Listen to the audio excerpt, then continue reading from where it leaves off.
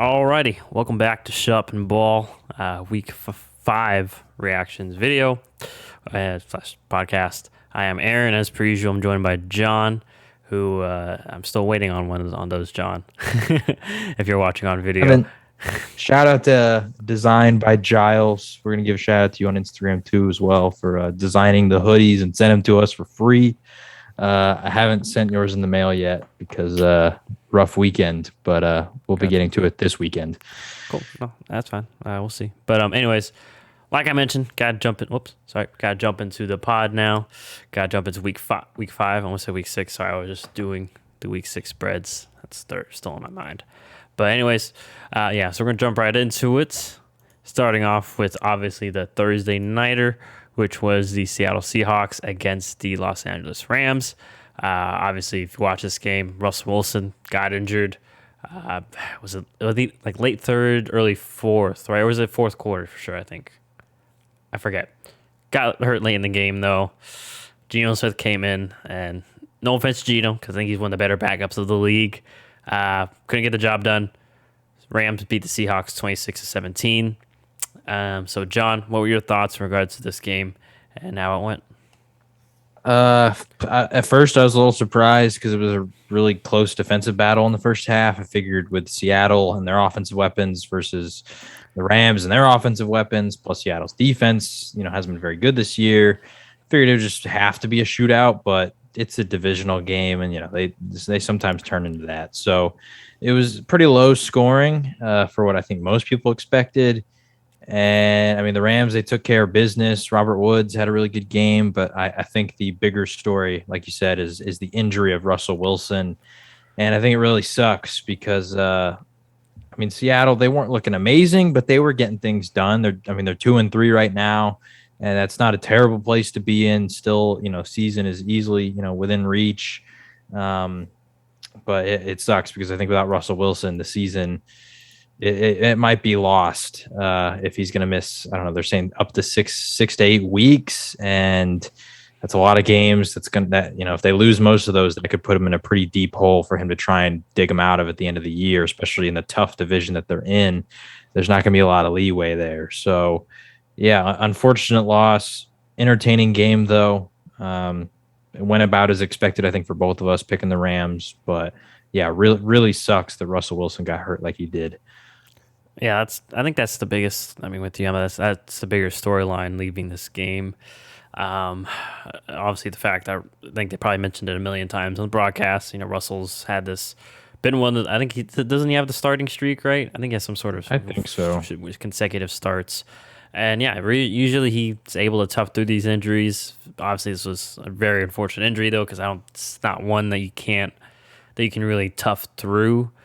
Since he obviously had to have surgery. I do see maybe he's back in 4 weeks. And yeah, just quick, because I want to look. Well, I'll do that. Let me review the game first. But yeah, with you, it kind of felt like the Rams a little bit, like because there's the reports about Robert Woods, and everyone's like, what's up with him?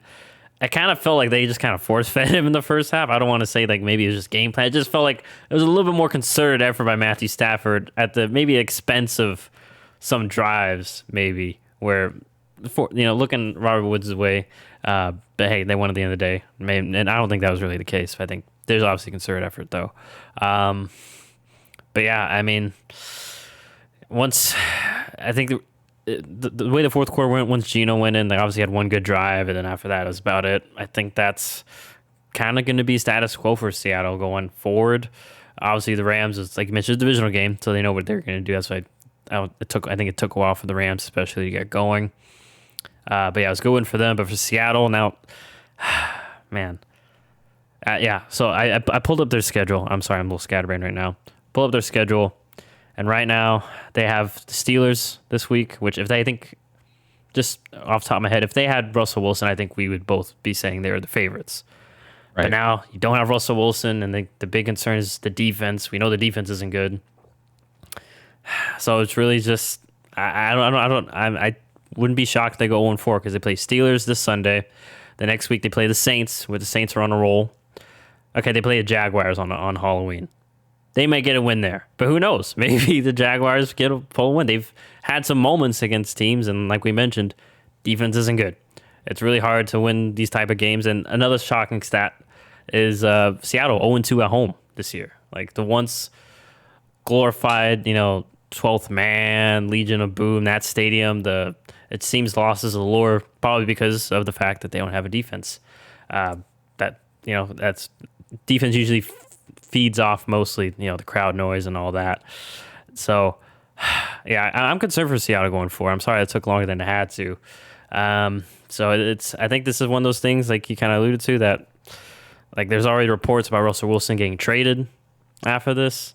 Like, they bubbled up again. Like he may want to get traded after the season. So, and maybe one of those franchise altering injuries, unfortunately. So we'll see how it affects them going forward.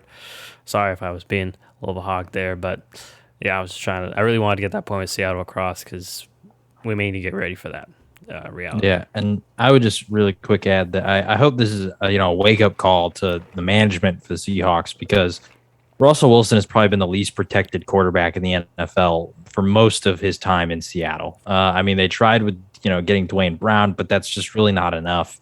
I think currently at the back end of his career too, like Houston was like kind of wanting to get rid of him anyway. Yeah, and I think currently he's pretty much on. I don't actually have the numbers in front of me, but I'm pretty sure he's on pace to become the most sacked quarterback in NFL history at this point in his career. I think at this point he's the most sacked by this like season that he's in. I think season 9, 10, somewhere around there.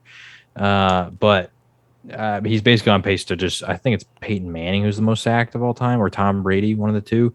Yeah. And he's on pace to destroy their records. So I hope this is a wake-up call to Seattle. Hey, we got to protect our guy, because sure, he hasn't missed a lot of time for, I think any of his career, but he just got hurt, and it was a weird injury. But at the end of the day, if he has a clean pocket, that sort of injury doesn't happen. And I know that's, you can't always guarantee that, but if you get better protection, Russell Wilson's going to play better. You're going to win more games, and injuries like this, won't occur. And I'm sorry, let me pull up the numbers, but I just felt like to watch the game, they ran it 25 times, but still at that time, I just feel like should have ran it. Never really got going, though. Never really got going, yeah. And I forget that Chris Carson wasn't in.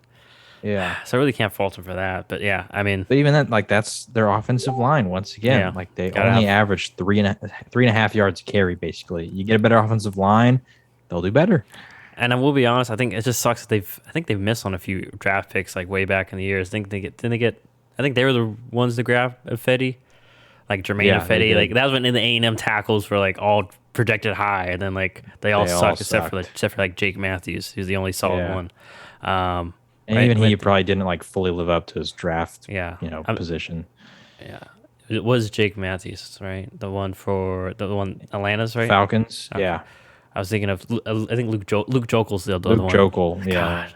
It was funny. 2 or 3 years. I almost told my stepdad, because the Chiefs were picking first that year. I was like, once again, teenage Aaron, very young, but I think I wasn't the only one that made this thought. I was like, the Chiefs should get Jokel, and I would get Jokel instead of Fisher, because Jokel plays in the SEC, and I think he's just more proven. And then obviously that was everyone. Like I remember when Fisher got picked, it was shocking. Like, oh my gosh, everyone thought it was Jokel. It didn't help me. He had like 3 bad years, and the contract year, the 4th year is when he finally looked solid.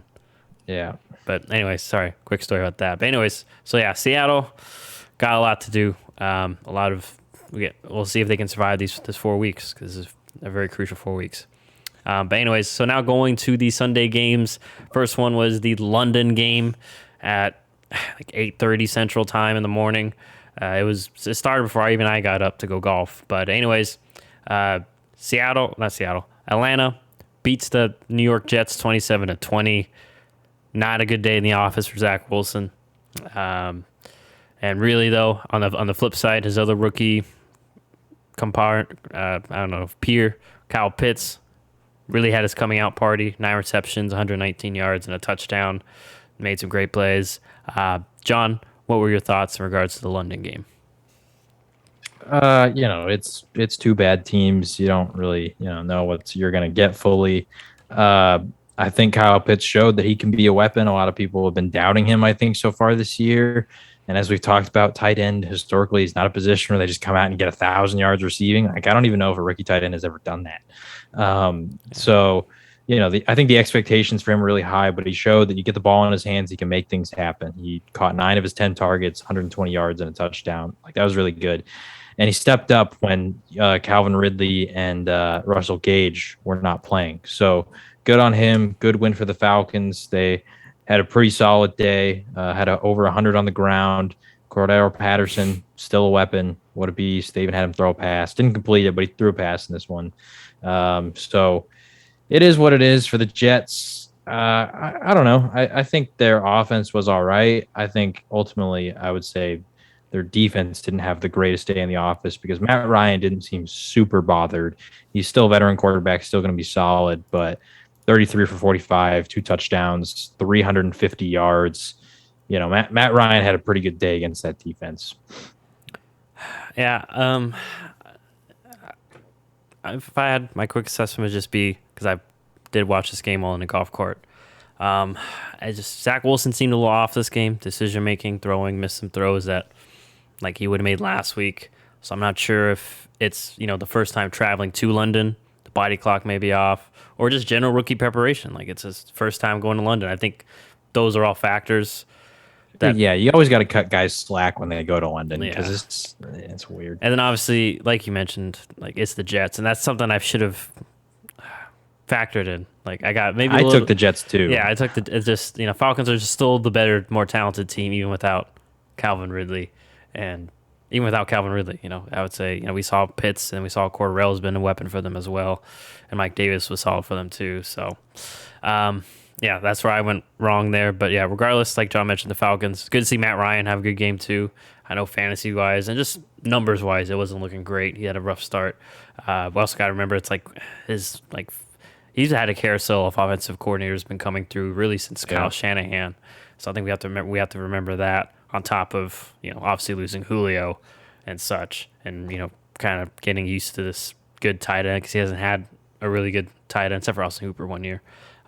He's had a good time throughout his career, and I think about it, Tony Gonzalez, but still, rookie, like we mentioned, rookie's still getting used to the NFL. So, good win for the Falcons and for the Jets. Unable to carry the momentum of the Titans win over, but it happens. But now going to the noon games, my Green Bay Packers were up first, and it was a wild finish, but they managed to win 25-22 against the Cincinnati Bengals. In case you didn't hear, it took 5 straight missed kicks. Mason Crosby had a pretty bad day in the office, but he finally nailed the game winner in overtime for my Packers to win. Devontae Adams had 200 yards receiving, and it was really the main reason. I mean, Aaron Jones had 100 too, but one of the main reasons why my Packers won. But regardless, John, what were your thoughts in regards to this one? I was in and out on this game because I was watching through Red Zone. The overtime was one of the strangest and wildest overtimes I've ever witnessed. All the missed kicks and Well, and then also, sorry, I just want to intercut. Like the first play, Joe Burrow throws the pick like right to Devondre Campbell. You're thinking like, okay, this is it. This is game over. Like that was fast. It was wild. But I think the biggest takeaway for me, and it even comes back to a quote from Aaron Rodgers, was the Joe Burrow moment where he did not slide. He took that massive hit, was 4 yards short of the first down. Like it wasn't really even close. And I just think that, like Aaron Rodgers said, "Hey man, you're too talented. You got to slide." That's what he told the media that he told Joe after the game. And Joe, I mean, I would say the same thing. Like the Bengals, they didn't win this game. It's unfortunate. And you have to respect Joe Burrow's effort on every single play, not giving up, especially on that one. But at the end of the day, I think you got to pick your battles. And that particular spot was not one that you need to be picking. So I love to see the effort and the fight in him, but immediately when that happened, I just got instantly worried for him because guys who were injured last year, there's always just that extra level of, like you tense up when something bad happens. So it was a good game, entertaining one. Any game that goes to overtime obviously was a really good one. But I think the Packers were the better team ultimately on the day. And, they got a little lucky in the overtime, but they came out and won. Yeah, so just in regards to Joe Burrow and the sliding and all that, yeah, I think I love how Rodgers too added, kind of it's very smartly sprinkled in the Andrew Luck. Through kind of because his career shortened because of the Yep. injuries and such like that. And yeah, basically live to fight the war, not just don't try to win this battle per se. But yeah, And Luck, he did not slide. He was he does always slide, jumping and into. Carson Wentz doesn't slide. That's why Yeah. he's been dealing with all these injuries. But yeah, I mean, Dak Prescott doesn't slide like last year. yeah, that was unfortunate. But yeah, in regards to this game, I mean, I will say Cincinnati looks really good. I think they still impress a lot of people hanging tough like this because I think before even I going beforehand felt that didn't take them too seriously. But I think and especially now we see Burrow and Jamar Chase have a real connection already, which once again shouldn't be surprising. But because of how preseason went, I think we were down on that. And then because we also didn't even see Joe Burrow play, there's a question of the knees or the knee, sorry. And then Jamar Chase, can he catch an NFL ball? He was having drops. Luckily, they've got that all ironed out. And Joe Mixon wasn't even 100% this game, I believe, either, right? I think they were really using him as just third down basis. So, yeah, I mean, maybe a healthy Bengal team beats us. But regardless, the Green Bay offense is just clicking on all cylinders, really. It's looking real good. And I will say the defense is okay. And I think that's what we mention with Seattle before, and Kansas City probably later we'll mention. As long as if you got a really good offense, you just need an okay defense, and especially with Aaron Rodgers at the helm, just led those clutch drives at the end. Fortunately, the kickers couldn't make a kick for a while. That was crazy, but I'm glad to see Mason knock one in. And I think he had some encouraging words he mentioned to the other kicker. I think it was Chase McLaughlin. Could be wrong. Evan McPherson, McPherson. I'm sorry, Chase rookie. McLaughlin. Yeah. McLaughlin's the Browns kicker. Browns I think. kicker. See, that's where I got Other Ohio. Same division, but yeah. Yeah. I love how he gave encouraging words to him because it sucks when you miss two, but hey, at least they were missing together. I guess that's at least there wasn't one. Yeah. You can both say they're both pretty bad that game. So good one for the Packers, and I think Bengals earned a lot of respect throughout the league in that one, at least to fans. So that is that. Now going on to another game. Speaking of respect, the Minnesota Vikings, they needed a last-second kick. They made theirs to beat the Detroit Lions 19-17. Poor Dan Campbell. I felt for him. He was crying in that press conference. He really wanted that win. And honestly, when I went back and watched the game, I mean, it's one of those games where the Lions were the better team. It's just, the Vikings made just maybe a couple bigger plays when they really needed to that the Lions didn't. So yeah, I mean, I don't have much to say. I mean, one thing though, I mean, Kirk Cousins. People say, I know it's the Lions. People saying Kirk Cousins isn't clutch. Listen, he's not as clutch as the elite quarterbacks, but he's a solid starter. And there's a reason why, the Washington football team previously, and then obviously the Vikings basically twice have given him contract extensions and wanted to keep him there, despite Stephon Diggs saying otherwise. But I hear it. Maybe Stephon Diggs saw Josh Allen what we see now. But regardless, go in for the Vikings, and just a really sad, unfortunate loss for the Lions. John, what were your thoughts in regards to this heartbreaker?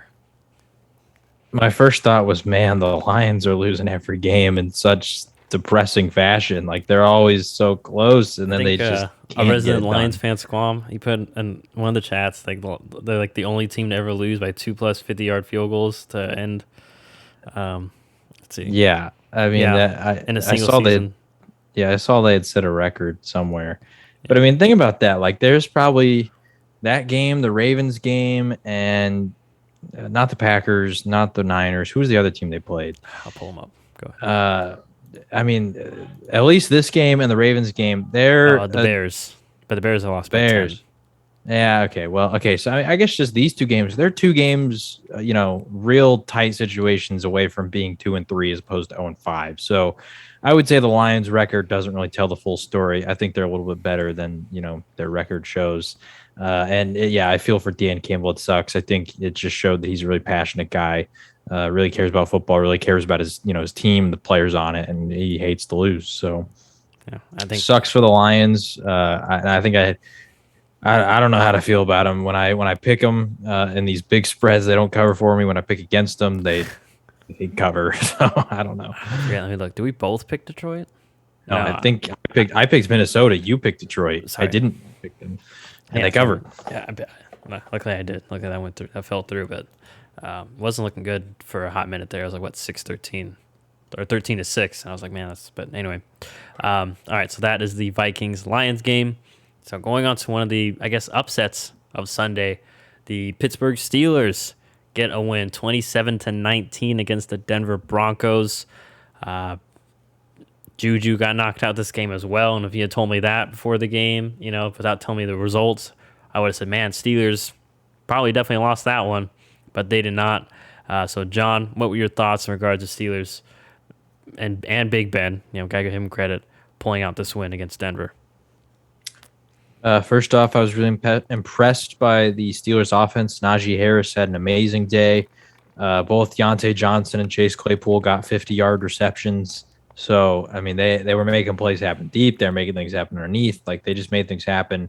And honestly, they were the better team on the day. The questions popping into my mind are, maybe the Broncos are, a little more of what people thought they were, going into the season.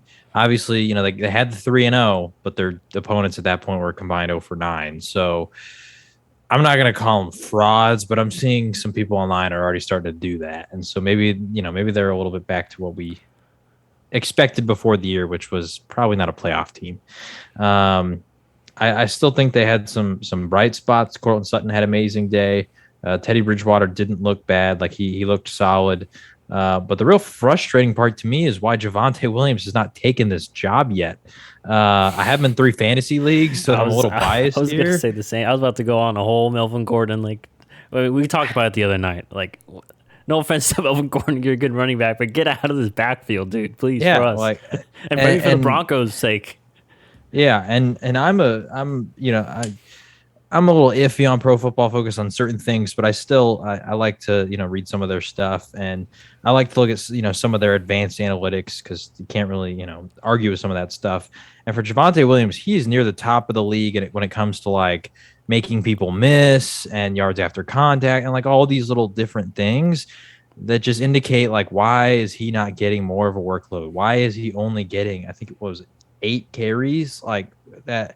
He needs more work because the fact that he had 8 carries for 61 yards, busted off like a 49-yard run or whatever against this Steelers front 7, if he was having that kind of success, maybe you can control this game and not let it get out of hand early like it did. So I'm hoping the Broncos, for their sake, get Javonte more involved because so far I've been more impressed by him than Melvin Gordon. I think Melvin Gordon's games overall have been a little bit disappointing, but he gets saved by like one really long run sort of late in the game. Man, and it sucks because I used to like Melvin Gordon. I mean, I don't dislike him, but obviously he's fallen off. But I was reminiscing of that first year in San Diego, man. Not the first year, the second year. It was the second year, right, where he popped off. Yeah, and that's like it just feels like that's the Melvin Gordon we're all waiting for, and like he just said, like we see it once in a while, so we think that. I don't know. I just feel like I'm with you though. I just feel like it's interesting how teams keep falling for the Melvin Gordon trap. Ish. I don't want to call it a trap because he's a solid running back. But anyways, in regards to this one, yeah, I think especially when you look at the carries, like you said, one team, Najee Harris, 23 carries and only 20 and 25 pass attempts. And the other team, 18 total carries, including the quarterback, and 38 pass attempts. So, Pittsburgh was, I think, not only willing to establish the run, maybe that'd be probably because of how poor Big Ben's been. But also, I think it helped Big Ben because then once they established the run, I don't know if it was a mental thing or it's been a physical thing, but regardless, guys were open, and he hit them for the first time in weeks. And it does suck they lost Juju, but it was good to see Claypool have a really good game, and he take advantage of the situation. But also obviously Najee Harris. I think I was kind of down on Pittsburgh's run game going into this game because they did it against the Packers. We let everyone run on us. But the fact they did it against Denver, and the way they did it too, they looked really good in the run game. Good offensive line looked good too. I'm not going to say they're Dallas or the Saints, from back or Dallas back in the day and the Saints now, but looking solid. And yeah, I mean, I got to give the Steelers credit, and obviously their defense been doing what they've been doing all season, really, which is keeping their offense, it's keeping the team in the game, and causing turnovers because they pick off Teddy Bridgewater here in this game as well. So yeah, going for Pittsburgh, and maybe this is for Pittsburgh. It's like this is the way these two teams came in, the way they're leaving. Like they're going opposite directions. Like stock was kind of high on Denver, and stock was kind of low on Pittsburgh going into this game. But I think my stock would be going up for Pittsburgh in terms of relevancy, while Denver, it would go down, if in my opinion. Because yeah, I'm with you. I don't want to call them frauds, but I think we're starting to see they're maybe average / above average. So that is that for that game. Now going on to the next one here. Not much to say on this one. Tom Brady and the Bucks beat the Dolphins 45-17. Antonio Brown had a couple touchdowns, 7 receptions, and 124 yards. Brady, a surprising stat. I think you probably saw it too. First career 400 plus yard, 5 touchdown game. But anyways, what were your thoughts in regards to this drubbing, if that's a safe word to say, and why? I just couldn't help but think, man, what a fall for Miami. Last year they won 10 games. It felt like they were on the rise. I know that Tua got hurt, and there's just some different situations that are happening there. Will Fuller hasn't been able to stay healthy, etc. But I don't know. I feel like Miami was sort of pegged as one of those teams that could really improve. I can't remember if I had them making the playoffs or not. I don't think I did. Regardless, I might have. Man, I don't know. I can't remember. Yeah, I got to write that down, or see if I wrote it down, or go back and write it down. I'm just thinking. I remember I had Chargers at 7 as one of my wild cards. I had the Ravens at 5, but I can't remember who I had in the 6th spot. Regardless, I don't think you had the Colts. I didn't have the Colts. I know I didn't have the Colts. You probably did have Miami. I think I had New England. I think you only had Miami and Buffalo. I don't think you were big on New England going into the season. I can't remember. Anyway, regardless, I couldn't help but think, man, Miami 1-4, what a hole that they're in. Their defense can't stop anybody, and that was strong suit for them last year, where they were able to keep a lot of games close despite a lack of offensive production. Jacoby Brissett is playing as well as I think anybody could hope for. Like he's putting up good numbers, especially against a really tough Tampa defense where they once again forced their opponents out of the run, which is wild. Like I can't remember the last defense I watched that literally forced the opponent to stop running the ball as many times the defense has done. So yeah, it's a little sucky for the Dolphins if they're in this hole. So yeah, I mean, not much to say on this one. It was just, I'm with you. Just tough for Miami. And I think one big reason why I lost this game is a little bit too much man. We saw, New England, Tampa Bay have, I think because of the New England game, have a few more answers to man-to-man. And obviously they had Antonio Brown back, so that's just another, a third option that you have to worry about covering. But yeah, I'm with you in regards to Miami. It's tough, and you can't even try to. I know they don't want to tank, but you can't even have the hope for tanking really, because they traded their first round draft pick, I believe, in last year's draft to move up. I think the first round pick they still have San Francisco's, but they don't have their own. So I believe I could be wrong on that. I heard that on. I think they traded the Niners. I'm gonna Google it. I do have me as the 6th seed, by the way. I found the note that I had it. Okay, I did put them in there. But yeah, definitely disappointing. Definitely disappointing for Miami. We'll talk about them later. I do want to bring this up again, though. I mean, we both said here should have gone Herbert over Tua, and I'm just saying. I know he's got Mike Williams and Keenan Allen, but I think he would do just fine here too in Miami, and maybe they wouldn't be 1-4 because they do have the Niners pick. They gave up their own first. Yeah, so to Philadelphia. They believed in themselves, or maybe can you trade another team's first? I'm not sure. I think you can. I would assume you can. I don't know. I don't know though. I don't know. Maybe they couldn't, but regardless, they gambled on themselves, and right now, not looking like a good gamble in regards to that ordeal. But now, going over to the next one, the New Orleans Saints beat the Washington football team 33-22. Like we both anticipated, it was the Saints' good week. However, just before I throw it to you, I think this is going to be sustainable for them. Some good things. We saw Alvin Kamara, less rush attempts, a little more involvement in the pass game and production in the pass game. Kind of saw the same Jameis we saw the first when they have one, efficient. Not making many mistakes. I don't believe he had a turnover this game. He had one He interception. had one interception. Okay, sorry. I think it was like on the first drive too, right? I think I saw something like that. It was like I first think it was drive. like really early. But credit the Saints, and then also Washington, that defense. Like, I don't know what Jack Wheel's doing, but it's obvious. Like on the Hail Mary play, just what were y'all doing? Like no one jumped. Y'all just let him just take that from y'all. So, anyways, what are your thoughts in regards to the Saints win over the Washington football team? Good win for the Saints. Like you said, we both predicted this would be their good week. It was. Washington defense still has a lot of things that's concerning me. They're still averaging over 30 points per game allowed, which is really bad. So that's a storyline there. That Hail Mary, I don't know if you saw the Hail Mary at the halftime. That was pretty crazy. That's what I was talking about. I was like, I felt like the defense, it was very poor just play on the defense and just setup. Like, I don't know. Just good on Marquez Callaway. He got the spot. He high pointed it, and there you go. Jameis showed off the arm too. But I was just really excited about this game because it felt like the Saints got back to what they do, and that is getting Alvin Kamara involved in the passing game. It was really concerning to me the last few weeks that I think he had a career high in carries through his first 4 weeks. Like he was on pace to just crush how many carries he has.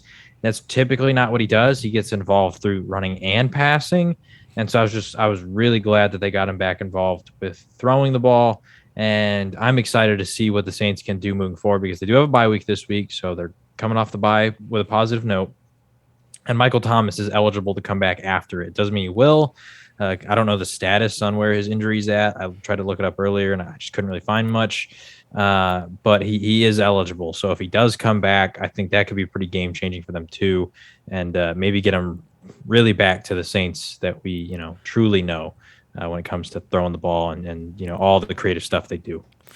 Yeah, I'm interested to see if they start kind of mixing this kind of play action deep shot, run the ball offense with Drew Brees, have the spread them out. We're going to pick you death by 1,000 cuts type. And just mix the two because, man, if Jameis can do that kind of like some of the other offenses we'll mention later, they'll have everything. So that will be fun. But anyways, real quick, shout out to Marshawn Lattimore. Yes. Locked up Terry McLaurin, 4 catches, 46 yards for 7 incompletions because he had 11 targets, and he shadowed him the whole day. So good on him because he was very key to that win. And as I think I even mentioned it in the picks that Marshawn Lattimore is probably going to follow Terry, and Mr. Heineke has been very Scary Terry reliant offensively. Yeah, and just a quick shout out to him because I feel like now I would, especially by default due to injury, but Marshawn Lattimore would be my top 5 now. Like I think we both felt that he was close. Proven it this year. Yeah, it's just consistency, which we're seeing finally this year. He had a good rookie year, but then since then he's been really inconsistent unless he was playing Mike Evans. Otherwise, he would have a terrible week against, I'm not saying this is just made up, but like Alan Lazard, you know what I mean? It's like, Alan Lazard cooked him that one game where Devontae Adams was out last year. Yeah. Lazard went off for like 100+ yards, and I think he had one touchdowns. big catch on him. Yeah. Almost, I think he had 2, regardless. But anyways, I think it was 2. But good for the Saints. And like John mentioned, their defense also kind of the unsung hero. They've been really solid, and Marshawn's been a big reason for that. And that was a concern I had going into the season. So I may be wrong about them. But now going to their compatriots in Carolina, the Panthers hosted the Eagles and lost 21-18. This was one of the shockers for me, especially considering how the first half went, because Carolina was up 15-6. But offense was just cold in the second half. / credit the Eagles, they made plays. But anyways, I'll let John go though for the rest of this. What were your thoughts in regards to this game? And were you as shocked as I was? I was pretty shocked. For a lot of this game, Carolina was in control, and they just choked at the end there. I'm trying to find the exact scoring in the second half. Okay, so they had starting in the second half. I don't know where in the second half this is. Carolina is up 15-6. The Eagles force a punt, and then they get a touchdown the ensuing drive. They forced a field goal out of Carolina. It was an 11 play drive, but they only got 44 yards out of it. Forced a field goal. The Eagles then, finished their drive on downs, but then they blocked a punt. Then they got another touchdown. Then they intercepted Darnold to end the game. So at the end of the game, there they scored 14-3 or not unanswered. Scored 14 to Carolina's 3. I think probably all in the fourth quarter there. And so you got to give some credit to the Eagles in the second half. They really stepped up. They came out. They adjusted and they won the game. I still don't like the lack of running that Miles Sanders gets. I don't have him in a fantasy league, so it's not like I'm biased here. I just think that this is a guy that should be touching the ball 15 or more times a game. And in this one, he had 5 catches and 11 carries, so he touched it 16 times. But I still just think he needs to be more involved because he's very talented.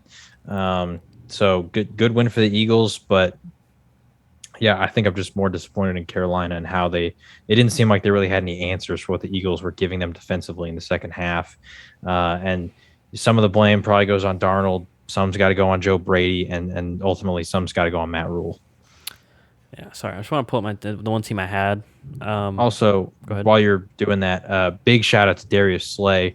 We'll talk about him later, but he shadowed DJ Moore in this one. And Darius Slay typically doesn't shadow people, but he shadowed DJ Moore, held him to 42 yards. All right, hopefully I don't lose power here in the middle of this. Sorry, I'm trying to find where did I drop him for? So anyways, I had Miles Sanders in the league, and I'm trying to see where I dropped him for. But I dropped him I dropped him for Myles Gaskin. Luckily, he was on the front waiver wire. But I probably would have dropped him anyway.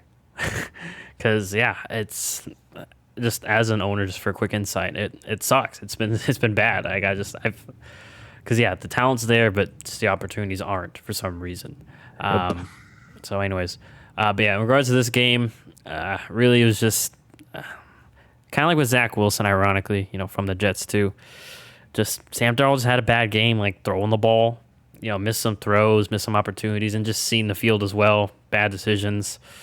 So we'll see what happens. I mean, Robbie Anderson apparently had an outburst on the sideline as well, and he's been having a rough start to the year compared to last year. So yeah, we'll see if Carolina can bounce back from this. But it's definitely one of those wins or losses where they were the better team for a majority of the game. It's just like you mentioned, they just blew some opportunities, had some mistakes. Credit the Eagles, their front four, especially Hargrave and Cox in the middle. They've been tearing it up. Even though they lost Brandon Graham, they've been causing havoc. And then they still have playmakers like Darius Slay and Jalen Hurts. Like, I know I'm not the highest person on him, but he still does a really good job of managing the game, not trying to force things. He was very patient and, didn't make any costly mistakes that would have ultimately ended the game for them. And then, made a few plays, obviously, at the end to for the Eagles to win the game. So, credit to him as well because it was not a pretty game to start, really. It's one of those ugly, defensive games. And not many guys that young would be patient enough in that type of game. So credit to him on that. Yeah. But all right, going on to the next game. Not much to say in this one, to be honest. I haven't even gone back and watched this one really. Titans beat up on the Jaguars 37-19. Derrick Henry scores 3 touchdowns. Another day in the office, it seems like. John, what were your thoughts in regards, if you have any, in regards to this game? I don't really. Derrick Henry did what he always does against. I mean, we said it in the picks. Like Derrick Henry against Jacksonville historically just dominates him, and that's what he did. I mean, he's entering like Mahomes, like was last year. It's like, 130 yards, 3 touchdowns. Like, whoop-de-doo. Like, okay, yeah. Like next. Like, I will add though, James Robinson had an amazing game, and he was criminally underused in that second half. And someone actually asked Urban Meyer about it in the post-game press conference, and he said, "Oh, I didn't realize." What do you mean you didn't realize? Like James Robinson had 150 yards in the game, and I don't know the exact numbers, but in the second half, he had like barely any touches. That was most of that in the first half. So I don't. Urban Meyer, man. Yeah, they had a rough, especially him, which was his own fault. They had a rough week. Yeah. So we'll see what happens there. But go win for the Titans, and they need to do so to stay ahead in the division. But staying in that division for them, the Houston Texans, they hosted the New England Patriots and almost pulled off one of the biggest upsets on Sunday. However, New England made a comeback at the end and ended up winning 25-22. John, what were your thoughts in regards to this game? I watched a bit of this game, and first off, another game where kickers were weird. Like the first 3 extra points all missed, which it was just kind of crazy. But the big standouts to me, first off, good for New England. They won. I was about to be like, wow, New England's about to go 1-4. It's going to be a bit shocking, and Bill Belichick might lose to a rookie quarterback. And we know his record against rookie quarterbacks. And even though they ended up winning, shout out Davis Mills. Like, what a performance. 21-29, 300 yards, 3 touchdowns, no interceptions. I was incredibly close to putting him on the Ballers of the Week just because of the pedigree that Bill Belichick has against rookie quarterbacks, when he was able to do. I didn't do it because I just went with who had the better game. But I got to give a massive shout out to Davis Mills, because on the pretty horrible Texans team that he is on, especially I don't think Brandon Cooks played in this game. No, he did. He just didn't have a great week or a good performance. So basically, without Brandon Cooks, not really being super, relevant in this one, he still balled out. Yeah, it sucks for the Texans that they weren't able to close that one, and then they choked it. But good win for the Patriots. Way to stay resilient. Way for Mac Jones, a fellow rookie quarterback, to not give up in this one and lead his team back to a victory. Yeah, and I will say credit to Texans doing with any. I feel like every team that's down on their luck, 1-4, 1-3, threw out some trick plays. Flea Flicker did some things that kept New England off edge. Yeah, so credit to them, because they really went for it. Fortunately, like you said, not much to say other than that. They just kind of, I don't want to say blew it, but New England just kind of came back and credit. They blew it. Yeah, I mean, they don't have much though. Like, they tried. It was tough. But who's going to make a stop on that defense? Who's going to make a play? Like, nobody. Granted, that many players on New England are of equal playmaking ability, but good win for Mac Jones and them for comeback.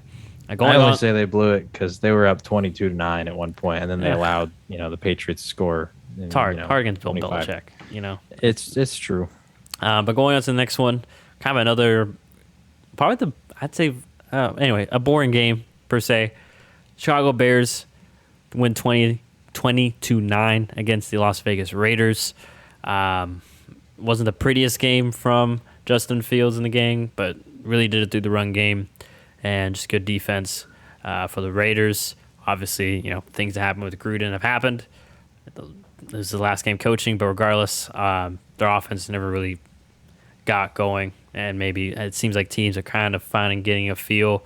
Also, their O-line isn't great, so I think maybe a little bit what Joey Bosa said last week is true. They were able to get pressure. Khalil Mack was able to get some disruption, and obviously they got the win out of it. But John, what were your thoughts in regards to this game? First off, I'm just glad that once again, offensive coordinator was calling the plays here for Chicago, and he put Justin Fields in a position to succeed. Didn't ask him to do too much. Allowed the running backs to do what they did. They had success in the run game, so let them win you the game. The defense held strong, and Derek Carr, did not have a good performance here, and so I think that he's. I don't know how he's going to respond, just because there's in the midst of all the Gruden stuff. I don't really have much else to say from this game. The only thing that I will add, and I just thought this was hilarious, was that, man, it's got to be funny that Gruden's final game was number one, getting outcoached by Matt Nagy and getting pummeled by the guy that he traded away, Khalil Mack. Yeah, it's kind of funny. So, but anyways, that was that. But now going on to one more exciting games of the weekend. I was watching this one, and I think my girlfriend watched it with me too, and she doesn't watch football. We enjoyed it together. It was the LA Chargers barely beating out the Cleveland Browns in a shootout, 47-42. It was kind of a statement game, I felt, for Justin Herbert. Just the final stamp of him over Tua. I'm just saying, like that conversation's done. But also for the Browns, I mean, gosh, just a tough one. Like one of those games where you didn't want really either one to lose, but there had to be a loser, and it was Cleveland. But John, I'll let you take the wheel here. What were your thoughts in regards to this crazy game, especially the fourth quarter, where 41 points were scored in the fourth quarter? Unfortunately, I didn't get to watch this one Yeah, because the Cowboys game was on at the same time. Gotcha. But man, I was like seeing the highlights where they do the little updates about the other games, and it was always like, oh my gosh, like what the heck is happening over there? And then I saw the final score, and I was like, wow, the Browns were so close to covering for me, and they didn't. It was so close. I mean, I imagine this had to be a really exciting game. Like it was just offense on offense. Everybody was going crazy. Even Baker Mayfield, who I thought was going to have a pretty poor game, 300 yards, 2 touchdowns, 0 interceptions. Like he had a solid performance. Nick Chubb went crazy. Kareem Hunt had a good one. Can you hear me? Like the tropical storm I'm in? I'm sorry. Just ever so slightly. It's not a distraction. Okay, I just want to make sure. Minor technical difficulties, but we are back. I can't remember where I left off, but entertaining game between the Chargers and Browns nonetheless. Justin Herbert balled out. Absolute monster performance. And he did it without, really a reliable. I don't want to say it wasn't a reliable run game, but like Austin Eckler didn't really have an amazing performance from the ground. He had a solid game overall, but I just bring that point up to emphasize they did this through the air. I think it really tells you something about your quarterback when your team is able to put up that many points, and pretty much most of it is passing. So Justin Herbert, absolute stud. I think it's pretty safe to say he's probably the best quarterback in that draft class now, even better than Joe Burrow, which Joe, it's a little unfortunate because he did get hurt and there was a lot of momentum last year. So maybe it would be a little different if he didn't get hurt and he wouldn't have to be playing catch up. But overall, Herbert's a beast. My quick thoughts in regards to this game. I mean, you're a hit Herbert, so I really don't feel like there's much else to add there. Really going to focus more. I have less of a concern, honestly. I'm sorry. What happened? When the tabs, a video started playing and it wasn't muted, which, because my computer restarted, it didn't automatically mute it. It was very scary. It was funny right when I was about to say a point. People probably listening to the podcast, watch a video, heard that. But yeah, I mean, I'm not gonna put the blame on Baker because he played a pretty good game considering what he's going through. And I'm not going to put a blame on Odell. He didn't do much this game. Had a key drop early, though. I will say that. It was on a 4th down conversion. But I do think that the experiment needs it's not working. Odell and Baker. I don't think it's not because Odell's not good enough, because he's getting open. And I don't think it's because Baker's not good enough, because Baker's hitting everyone else. They just don't have a connection, it seems like. I've seen, Chris Sims, who breaks down the film very well. He broke it down, I think, a couple weeks ago, how they're just not on the same page, timing-wise and such. So, yeah, I mean, Cleveland may have to just move on. Just move on from Odell, see if they can trade him for something that can help him out now. In regards to this game, it was unfortunate that they lost, like, almost all their corners. Like, they were starting to throw guys, like, the 3rd, 4th string guys out there. So that's a little bit credit to the Chargers. I think that's probably why they were more pass heavy, because there was no.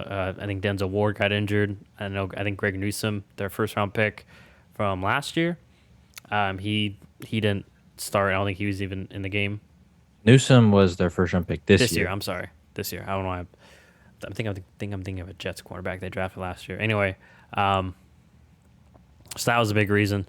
I think probably that Los Angeles was just so pass happy because they knew that was a weakness. Obviously, with Mike Williams, I think both his touchdown catches were just bombs where no one was near him. But yeah, this was just one of those games where not much defense was played. Cleveland was really able to run the ball all over the Chargers. It just was unfortunate that, once again, not really putting the blame on Baker, but they had to suddenly go pass mode and just didn't really work out at the end. I am curious because the Chargers missed the extra point to tie it at 42. Like, I doubt it is, but it'd be funny if it was like kind of on purpose by Brandon Staley so that he knew the Browns would have to be conservative instead of trying to play for the win or / both, stay in their game mode, so they could just, force the Browns. Okay, we're just going to load the box and they're going to try to play time and then get the ball back and score, then give the Browns even less time. if that was, it'd be brilliant. I doubt it was, but it was just funny how that worked out regardless for the Chargers, kind of in their favor. But regardless, credit Brand Staley, even if he didn't do that, had a good game plan. And we're trying to see, like, John and I complained last year about how Anthony Lynn was holding Chargers back or Justin Herbert back. But we're starting to see under Brand Staley and Joe Lombardi from the Saints, they're just opening it up. And he's been looking great because of it. So, all right. I will add real quick. I still think that, there are concerns about Baker Mayfield. I'm not going to throw him under the bus for this game because he played overall really well. But I do think it's telling that when they were up after, they missed that extra point, right? The ensuing drive that the Browns had, they only ran a few plays. The first is a run. Then the Chargers take a timeout. Then they do a deep pass, incomplete from Baker Mayfield. Then on 3rd and 9, this is the crucial play. Basically, you could end the game here. There's about 3 minutes left, but the Chargers have already taken a timeout. You get a first down here. It's not fully game, but you can get it to the 2-minute warning, and you can at least, shave off another minute or two here. 3rd and 9, the Browns run the ball with Kareem Hunt for 3 yards. And I just would the Chargers have done that if the roles were reversed? No. Justin Herbert's throwing the ball. Would Mahomes be running the ball? No. Would Josh Allen? And then also Lamar Jackson? That your defense be getting shredded all quarter, so you just exactly, and you're missing corners, so you may need to just say, screw it, we gotta do this because the defense is in no shape to do so, and then maybe you get the ball back quickly if you don't convert or whatever. Because the only two arguments here that I can really see rationally being made are either you trust your defense or you don't trust your quarterback, basically. And you do trust your run game. And I don't think it's the first one. I don't think they trust their defense because, like you said, they've been getting shredded all game. They were low on corners. Jadeveon Clowney's out in this game. They had different, injuries along the defensive line too. Myles Garrett was banged up. I think they were not healthy. Got hurt too. Yeah, Takk McKinley got hurt. They were not healthy in this game, and they were getting torched. So I don't think they trust their defense. I think, number one, they do believe in their run game, but I think there is some truth there. And maybe they didn't believe in Baker Mayfield to make the play. And they thought, well, we trust in Kareem Hunt and Nick Chubb. Let's see what they can do. And so I don't know. I'm interested to see what's going to happen with the Baker Mayfield contract situation because he is up for a payday. And with the way the quarterback market is set, I mean, he's going to probably get over $30 million a year, maybe even 35, something around there. I don't think he's going to get the Josh Allen, Dak Prescott, Patrick Mahomes. Did Lamar get signed yet? No, I don't think he has. Still, Soon to be Lamar Jackson money. Hopefully. I don't think he's going to get that. Yeah, I don't think he's going to be getting that. But he's going to get somewhere, below that, and it's probably going to be around 30 to 35, and that's a lot to commit to a guy like Baker Mayfield if your team doesn't believe in him on 3rd downs. Yeah, so, all right, so we'll see how that's going, how that goes for Cleveland going forward. Another tough loss from Cleveland, kind of like Week 1, but I think that's just. I think I would chalk it up to more as just part of the growing process. So I'm not panicked about Cleveland in that loss. Just a tough one. So sorry, my webpage also restarted, so I gotta do that. So go on to the next one, and we'll try to keep these concise. So in case something bad happens, next one was the Dallas Cowboys. They beat the New York Giants. I think it was a year after Dak had hurt his ankle as well. But regardless, Daniel Jones got hurt this game too. Concussion, got to slide. Aaron told Joe about that. You see, Daniel, you got to slide, buddy. Not worth the risk. But Kadarius Toney had a great game. That was the only real brass pipe for the Giants because other than that, your Dallas Cowboys dominated, but really on both sides of the ball, but especially on offense. So go ahead. What were your thoughts in regards to this one? I don't know, man. I think offensively the Cowboys are finally doing what we expected out of them last year, which is balance. Last year we didn't get to see it even in the Dak Prescott healthy games because they were playing from behind so much they couldn't run the ball. Now we're getting to see what they're fully capable of because they have the run, they have the pass, they can mix the two together. They don't have to force Dak to throw 50 times a game. He can do it, but you don't want any quarterback doing that. And you pair the two, and they're playing really well. So good on that. It sucks that the Giants had Saquon get hurt. I hope he's okay. I forgot to mention that too. I'm sorry. It was a really unfortunate injury. If anyone thinks that Jordan Lewis did that on purpose, come on. Like, why do you think an NFL player would do that? Like, I truly don't believe that really any NFL players are like personally trying to hurt people, except for like Ndamukong Suh when he was in his heyday doing some of the stuff that he Oh, did, and maybe like Vontez and Perfect. the Bounty Gate stuff. And yeah, and certain things like that. But for like 99% of NFL players and situations, I really don't think people are purposely trying to hurt other people. And that one, especially, like he stepped on his foot. How did Jordan Lewis know that was going to happen? He did not. So that really sucks. I hope Saquon's okay. I hope he can come back really soon. The ankle did not look good. It ballooned up pretty hard. For Daniel Jones, that was, you got to slide. And if you're not going to slide, don't lower your head like that. Once again, I don't know what Jabril Cox, the linebacker, is supposed to do in that situation. He made a normal tackle, and Daniel lowered his head into him, and helmet to helmet occurred. So I think from everything I've read, he's on pace to come back this week. It was just a concussion, nothing more serious than that. So I hope that's a learning moment for him, because he really hasn't been sliding so far in his career. And although I don't think that he's the future and that he's going to be the franchise quarterback for the Giants, he's been looking better this year, and so you don't want to ruin any sort of momentum that you do have because of injuries. So hope he is all right. Other than that, not really much else to say that you haven't covered. All right, so yeah, I'm not going to really add much more. I feel like you kind of covered it all. And so anyways, going on to the next game, big divisional matchup in the NFC West. The Arizona Cardinals beat the San Francisco 49ers 17-10. Pretty good defensive slugfest. A little more shocked that the 49ers were able to hold Arizona down to 17 points.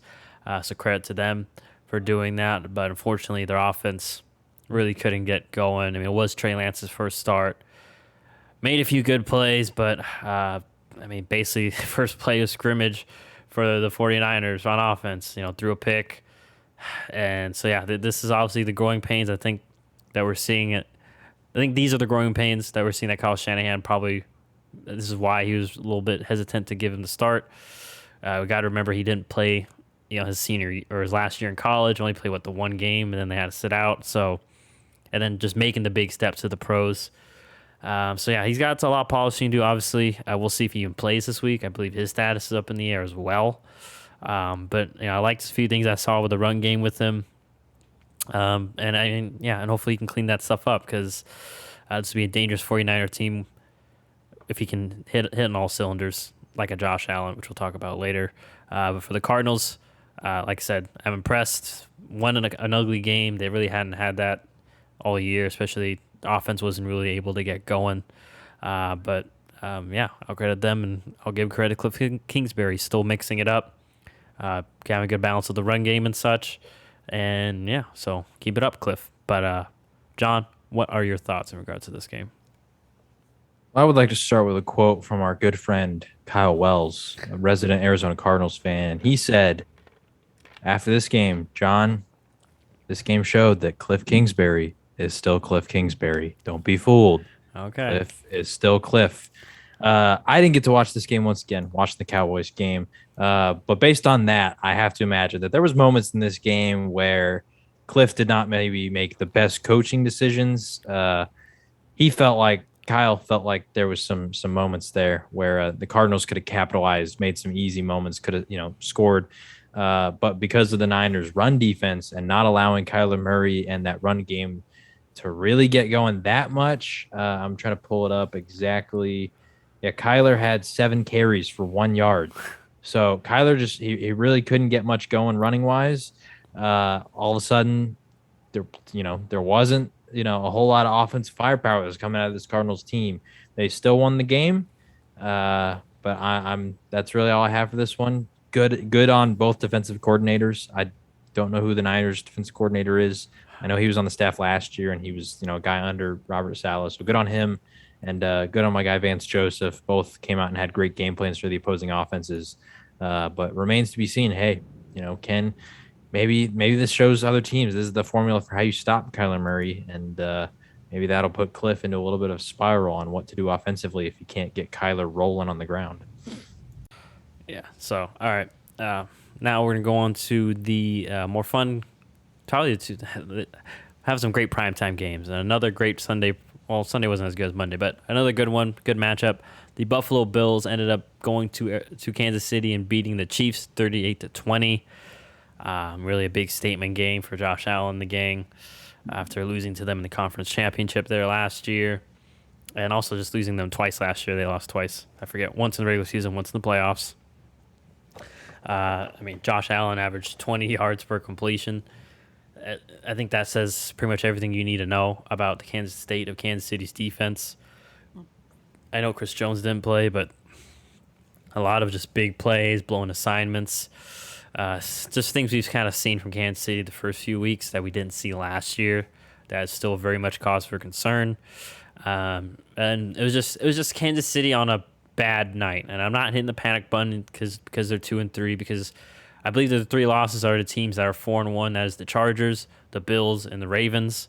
So although they're you look at they are 2-3, losses are pretty good teams, and teams that I think we have to factor in have kind of not really had their number, but they played Kansas City the past few years. I mean, all these teams have played them at least once or twice the past few years. Even Chargers in the division. Baltimore played. I think they played Baltimore last year. Regardless of not, they played Baltimore, the year previously. So, I mean, it's just a little bit of not that Kansas City's due, but these teams it just means more. This one regular season game, I think, to Kansas City, and then Kansas City's had a bad night. I mean, the first pick right off Tyreek's hands. The pick six, that's what I'm talking about, to Micah Hyde, just right through his hands, and of course, Micah Hyde. And then the other pick for Mahomes is just deflection by Gregory Rousseau, and of course the deflection goes right back in his hands. And then, the fumble, I think on the last drive too, it was a wet night, ball was snapped, Mahomes can get a grip of it, and of course, as he's picking it up, his right tackle gets pushed into him, and so does the ball, and then Buffalo ends up getting it. It was just... On defense, it was just Buffalo's night. I'm not saying it's all luck, because Buffalo's defense is a big reason why they're doing as well this year. They've been causing disruption and been playing very well, very sound. So credit Vance Joseph and Leslie Frazier. I almost said Todd Frazier, wrong Frazier. And then obviously Bill's offense, just clicking on all cylinders. They can doing what they want, running the ball, passing the ball. Josh Allen right back in the MVP conversation again. And, I think all the people that were rising, all the haters that were coming out again after they struggled against Pittsburgh in the first week. I hate ESPN right now. It just played another video. It hadn't done that in all of our other videos, and now it's starting to do that. Josh Allen, I forgot my point. They were playing really well. You're saying that the haters are coming back out. Yeah, the haters are coming back out. I think the hate needs to stop. He is an elite level quarterback. Now, will he always play this high of level? Who knows? But I think he's an elite level quarterback, worthy of his extension. It was not a 1-year aberration. He's here to stay. So that is my thoughts in regards to the Bills Chiefs game. John, what are yours? I don't have a lot more to add, really. The Bills just looked really good, and I think this is the latest loss for the Kansas City. I don't know, revenge tour, I guess, where other teams are coming out and saying you've been kicking our butts for years, and we've been scheming for this game, and we're gonna come out and win. It's like you said, this year's high school. It's like high school. Maybe the 1 year the kid gets bullied, and then comes back after a summer, and all of a sudden the kid that was getting bullied is bigger than the bully. And the tables have turned. Yeah, and for the Chiefs, like you said, it's just another game. They're not necessarily scheming to beat any one opponent. They're just trying to win. And all these other teams in the AFC, they know that the Chiefs are the team to beat, and so they are scheming for the Chiefs. And the Bills came out. They looked really good. They had a great game plan. They took Travis Kelce for the most part out of the game. They weren't able to connect on any of their 3 deep targets to him. So, good win by the Bills. Unfortunate game, like you said, for the Chiefs. Just certain things that just didn't go their way.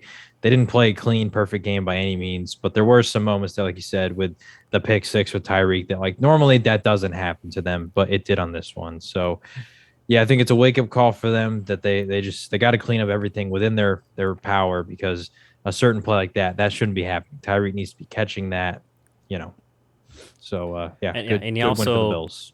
Earlier in the game, I think it was their first or second drive, or it was the first drive. Key third down. He also dropped the pass there, and they had to settle for a field goal. Probably would have scored a touchdown on that drive.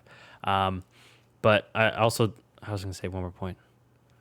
We're talking about defense. I'll forget about it. We got to move on, anyways. So now going to the last but not least game of the weekend, the Monday nighter. It was the Baltimore Ravens beating the Indianapolis Colts. Sorry, pulling up that score because ESPN refreshed on me. That one was 31-25. I just want to make sure I had that correct. Lamar Jackson, I think, also broke some narratives this game. But, John, I'll throw it to you first. What were your thoughts on this game and why? Lamar, he can throw, all right. Like I mean, I had a debate online on our Instagram account with somebody earlier in the year about how they were saying that like Lamar is still like a bad thrower.